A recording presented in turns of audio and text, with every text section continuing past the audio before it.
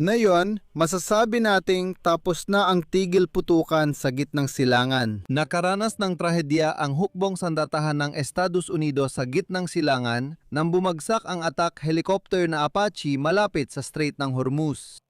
Ito ang unang beses na wasak ang ganitong kagamitan mula nang magsimula ang labanan laban sa Iran. Ngayon lang sinabi ni Donald Trump na ang helicopter ay pinabagsak ng Iran. At siyempre, mapipilitan ang mga Amerikano na tumugon sa ataking ito. Ibig sabihin, muling magsisimula ang mga aksyong militar.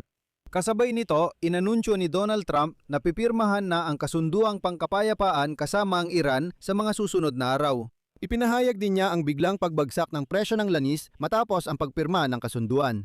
Kasabay nito, muling inatake ng Israel ang Lebanon kahit may bantang ganti mula sa Iran ayon sa mga eksperto. Na halos naitulak ng Israel at Iran ang Estados Unidos sa isang malaking digmaan na gagamit ng mga puwersang panlupa. Pero nananatili pa rin ang ganitong pang-anib matapos aminin ni Donald Trump na oo, Iran nga ang pinabagsak ang kanilang helicopter. Dahil dito, kailangan kumilos ang mga Amerikano. Sa episode na ito, pag-uusapan natin ang pinakabagong balita sa digmaan sa gitnang silangan. Ako si Alexei Pichi. Pag-usapan natin ang paksang ito. Huwag kalimutang mag-subscribe at mag-like sa channel na ito at mag-iwan ng kahit anong komento ninyo sa video na ito. Ngayon, nalaman natin na malapit sa Hormuz Strait ay bumagsak ang isang Amerikanong attack helicopter na Apache na 64.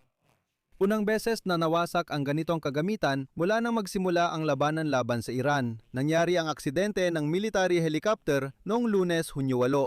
At sa ngayon ay nagpapatuloy pa rin ang investigasyon sa mga pangyayari ng insidente. Ilang minuto bago ang pag-record ng episode na ito, iniulat ng mga Amerikano na patuloy pa rin nilang iniimbestigahan kung nagkaroon ng technical na aberya o kung maaring pinabagsak ang helicopter ng putok mula sa Iran. Ngunit sa oras ng pag-record ng episode, sinabi ni Trump na ang helicopter na Apache na bumagsak sa may Strait of Hormuz ay pinabagsak ng Iran. Ayon sa Pangulo ng Estados Unidos, mapipilitan silang tumugon sa pag-atake. Ito ang kanyang pahayag. Kakaabisuhan lang ako ng ating magigiting na militar. Ayon sa militar, kagabi ay pinabagsak ng mga Iranian ang isa sa ating high-tech na Apache helicopter na nagpapatrolya sa ibabaw ng Strait of Hormuz. 2 piloto ang nasa helicopter, parehong buhay at walang sugat. Gayunpaman, kinakailangan ng Estados Unidos na tumugon sa pag-ataking ito.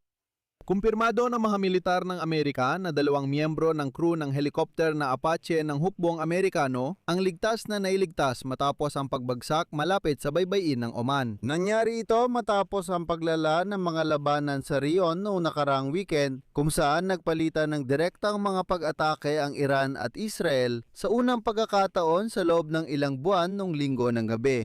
Ayon sa militar ng Amerika, bumagsak ang helicopter habang nagpapatrolya sa mga katubigan sa Rion at hindi pa tiyak ang magiging tugon ng Amerika. Dati nang ginamit ang mga helicopter na ito para umatake sa maliliit na barko ng Iran bilang bahagi ng American blockade sa mga pantala ng Iran. Paalala ko rin na sa ngayon, opisyal na nawala na ang Amerika ng hindi bababa sa 5 fighter jets, 7 eroplanong pang-refuel na Stratotanker, 1 search and rescue helicopter, at mahigit 2 dosenang iba't ibang uri ng drone. Pakiramdam ko si Trump ay magbibigay lang ng di seryosong sagot o baka di na lang sumagot sa Iran. Sinabi ng presidente ng Amerika ngayong araw na posibleng makamit ang kasunduan sa pagtigil ng digmaan laban sa Iran sa loob ng 2 o 3 araw. Ayon sa kanya, sa kabila ng sagupaan ng Islamikong Republika at Israel, malapit na ang kasunduan. Narito ang kanyang sinabi, "Dahil sa akin, pumayag silang huminto. At ngayon ay nasa huling yugto na tayo ng isang magiging napakagandang kasunduan. Hindi pa hihintulutan ng kasunduan ang Iran na magkaroon ng sandatang nuklear at magbubukas ito ng kipot ng Hormuz kaagad matapos ang pagpirma. Ayos lang sana ang lahat. Pero ito na ang hindi bababa sa ika-37 pagkakataon mula nang magsimula ang digmaan sa gitnang silangan. Noong ika-28 ng Pebrero nang hayagang ipinahayag ni Donald Trump ang nalalapit na kasunduan sa Iran o iginiit na nais ng Iran na makipagkasundo. Sa loob ng 3 buwan, 37 beses tiniyak ni Donald Trump ang kapayapaan sa gitnang silangan dahil sa kasunduan sa Iran. Paalala, unang sinabi ng Pangulo ng Estados Unidos noong Marso 23 na halos lahat ng issue ay napagkasunduan na ng magkabilang panig. Kinabukasan, sinabi rin ni Donald Trump na gustong-gusto ng Iran na magkaroon ng kasunduan at pagkatapos ay sinabi niyang nagmamakawa na ang Tehran para sa kasunduang ito. Noong Abril 7 ay nanunsyo ng lider ng Amerika ang tigil putukan at sinabi na malapit na ang kasunduan, kailangan na lang ng 2 linggo para matapos ito. Sa loob ng panahong iyon, iginiit ni Donald Trump na kakaunti na lang ang mahahalagang pagkakaiba. Kaunti na lang talaga ang natitirang mahahalagang pagkakaiba. Sumang-ayon na ang Iran at makukuha natin ang kasunduan sa susunod na 1 o 2 araw, ngunit sa itinakdang panahon niya, walang nangyari. Gayunpaman, noong ika-30 ng Abril, muling sinabi ni Donald Trump na sabik ang Iran na makipagkasundo. Yan ang kanyang sinabi. Noong Mayo, sinabi niyang ang mga hindi natupad na hula ay dahil sa hindi magandang negosasyon, hindi sa sarili niyang pagkakamali. Binanggit ng Pangulo ng Estados Unidos na ang Amerika sa bawat pagkakataon ay tiwalang-tiwala na, ayon sa kanya, malapit na tayo sa kasunduan, ngunit sa huli, wala ring nangyari. Sa kabila ng lahat ng ito, tiniyap ni Trump na sa pagkakataong ito, noong ika-18 ng Mayo ay ibang-iba na ang sitwasyon. Pagkatapos, noong ika-23, ika-28 at ika-29 ng Mayo, inulit muli ni Trump ang parehong mga pahayag at nang akong malapit nang ianunsyo ang kasunduan sa pagitan ng Estados Unidos at Iran. At noong ika-31 ng Mayo, sinabi ni Trump na magkabilang panig ay napakalayo pa. Sinabi ni Trump ng mga ipinapakita sa mundo at ang Israel ay inilalagay siya sa panganib dahil sa kanilang mga sagupaan. Sa pagtatapos ng Mayo, talagang pinalawak ng Israel ang kanilang operasyong panlupa sa Lebanon upang labanan ang grupong terorista na Hezbollah na sinusuportahan ng Iran. Nagbanta ang Tehran na aalis sa negosasyon. Matapos ang pakikialam ni Trump, inanunsyo ng White House noong Hunyo 3 na handang itigil ng Israel ang putukan sa Lebanon. Noong Hunyo 7, sinalakay ng IDF ang pasilidad ng Hezbollah sa Dahiya malapit sa Beirut. Bilang tugon, naglunsad ang Iran ng mga misil sa ilang target militar sa hilagang Israel at sinabi nilang karapatan nila ito sa pagtatanggol sa sarili. At gumanti naman ang Israel sa pamamagitan ng pag-atake sa mga pasilidad militar sa kanluran at gitnang bahagi ng Islamikong Republika ng Iran.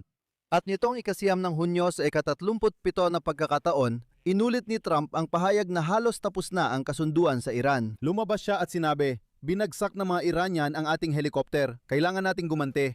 Ngayon, sinisisi ng Washington ang Israel sa lahat ng kabiguan.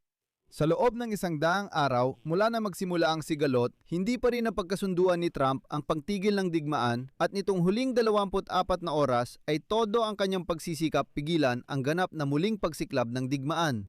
Nasa mahirap na posisyon si Trump. Naunawaan niya na halos imposibleng hindi tumugon si Benjamin Netanyahu, ang kanyang pangunahing kaalyado sa pag-atake ng mga rocker ng Iran. Nababahala siya na baka magdulot ng bigmaan ang mga ganting hakbang. Nagbanta pa si Trump kay punong ministro ng Israel na iiwan ng Israel laban sa Iran. Ayon sa ulat, tumawag si Trump kay Netanyahu noong Linggo ng gabi at hiniling na huwag maglunsad ng ganting hakbang o atakihin ng Iran.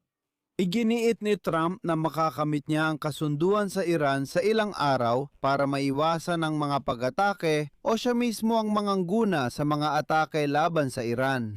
Tiniyak ni Netanyahu kay Trump na walang kasunduang makukuha at ang pananahimik sa pag-atake ay nagpapakita ng kahinaan.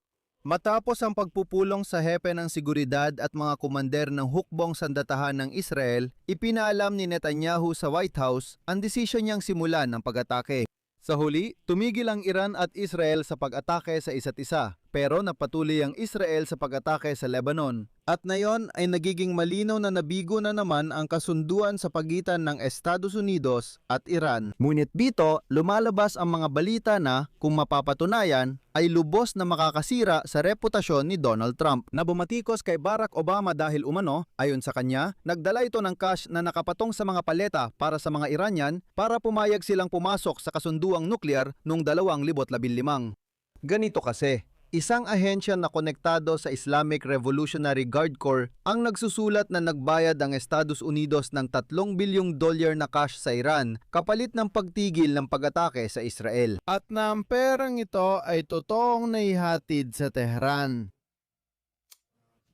At una raw itong binala sa Abu Dhabi, pisikal na pera talaga. Tapos saka pa lang dinala sa Tehran. Kung totoo ang impormasyong ito, di ko alam paano makakalusot si Trump. Samantala, ano ginagawa niya? Sa ika-37 pagkakataon, inuulit niya ang sumusunod, CP. Gusto ng Iran na magkaroon ng kasunduan at ito ay pipirmahan sa lalong madaling panahon. Mapipipigilan nito ang Iran sa pagkuha ng sandatang nuklear at titigil ang pagpayaman ng uranium. Isa itong napakagandang kasunduan. Makukuha natin lahat ng gusto natin.